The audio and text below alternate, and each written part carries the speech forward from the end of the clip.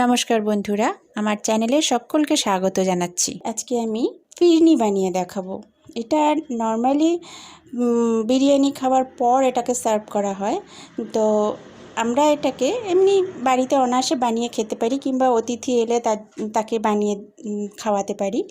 ভীষণ সুন্দর একটা আইটেম, ক্ষীরও হার মেনে যায়, এত সুন্দর খেতে হয় এটা। তো চলুন দেখে নিই তাড়াতাড়ি ফিরনি কিভাবে বানাতে হয়। আমি এখানে 2 প্যাকেট দুধ নিয়েছি আমুলের, একটুও জল মেশাইনি। সেটাকে ভালো করে ফুটতে দেব।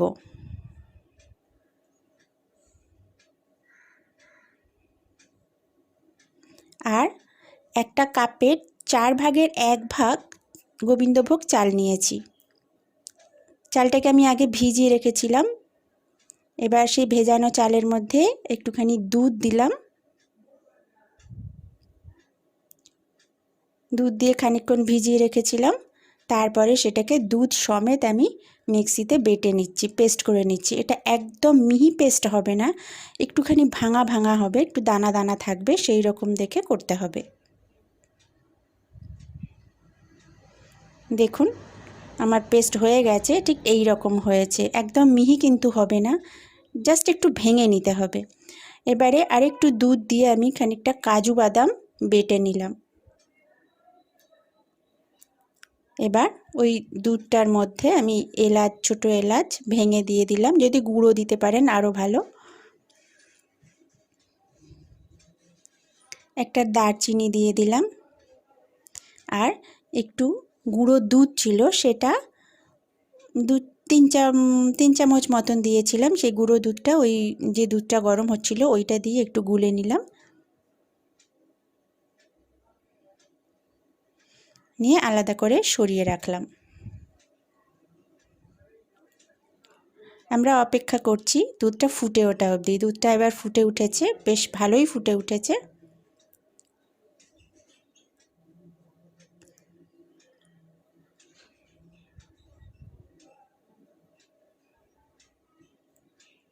এবার আমি যে দুধ দিয়ে যে চালটা বেটে রেখেছিলাম সেটা দিয়ে দেবো।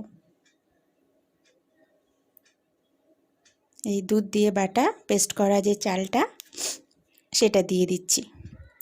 আঁচটা একদম কমিয়ে রাখবেন, নাহলে কিন্তু ধরে যেতে পারে। আর এটা বসিয়ে রেখে কোথাও চলে যাবেন না, অনবরত কিন্তু নাড়তে হবে, নইলেই ধরে যাবে।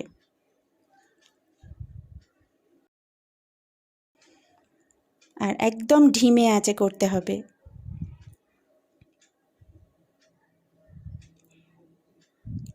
সমানে নাড়াচাড়া করতে হবে। একটু সময় নিয়ে এটা করতে লাগে, কিন্তু খেতে অসাধারণ হয়।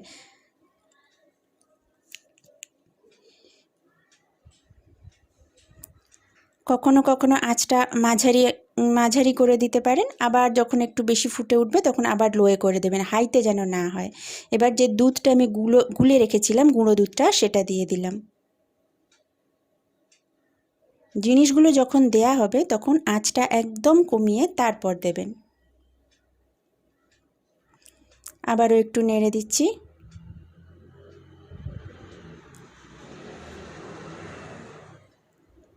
এবারে যে কাজু বাটাটা রেখেছিলাম, দুধ দিয়ে বাটা যে কাজুটা ছিল, সেটাও দিয়ে দিলাম। দেওয়ার সাথে সাথে হয়তো একটু দানা দানা বেঁধে যাবে, দানাগুলো দুধের ওপর ভেসে উঠবে। তো সেগুলো হাতা দিয়ে বা যাই দিয়েই করো না কেন, পাত্রের গায়ে একটু করে চেপে চেপে দিলেই ওগুলো ভেঙে যায়। মিক্সি বোলটা ভালো করে ধুয়ে আমি কাজু বাদাম বাটাটা দিয়ে দিচ্ছি। বারবার বলছি, আঁচ কিন্তু একদম লোতে রাখবেন, লো থেকে মাঝারি, এর মধ্যেই ওঠানামা করবে। এবারে যে যেরকম পছন্দ করেন স্বাদ মতো চিনি দিয়ে দেবেন। চিনি দিয়ে দিলাম, সামান্য একটু নুন দিলাম।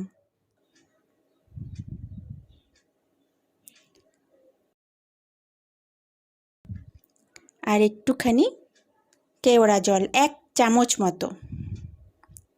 যদি কেওড়া জল না থাকে অসুবিধে নেই, কোনো দরকার নেই, এটা একটা সুন্দর ফ্লেভার আনে, সেই জন্যই দেওয়া। এবারে এটাকে ভালো করে মেশাতে হবে। ভালো করে মিশিয়ে যতক্ষণ না এটা একদম ঘন হয়ে আসে ততক্ষণ এটাকে মেশাতে হবে। এই যে 1 চিপি মতন মানে আমি ছিপির এতে অনুযায়ী দিয়েছি, আপনারা 1 চামচ দিতে পারেন। খুব সুন্দর একটা গন্ধ আসে, ভীষণ ভালো খেতে হয়। দেখুন হয়ে গেছে আমার। এবার একটুখানি ঘি দিয়ে দিলাম। বেশ ঘন হয়ে গেছে, ভীষণ মানে সুন্দর একটা গন্ধ বেরিয়েছে। দেখুন বুঝতেই পারছেন কতটা ঘন হয়েছে। এই রকম অবস্থায় আমি গ্যাস অফ করে দিলাম।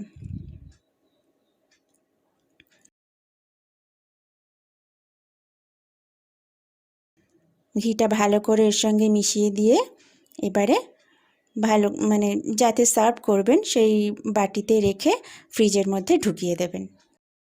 একটু ঠান্ডা হলে সার্ভ করবেন, ভীষণ ভালো লাগে খেতে, অপূর্ব, মানে না খেলে আপনারা বিশ্বাস করতে পারবেন না।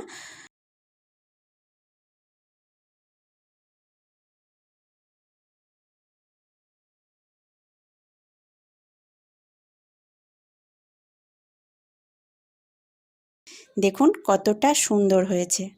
তো বন্ধুরা, আমার এই রেসিপিটা আপনাদের কেমন লাগলো অবশ্যই জানাবেন। আর অবশ্যই বাড়িতে করে দেখুন, আশা করছি আপনাদের সবার ভালো লাগবে।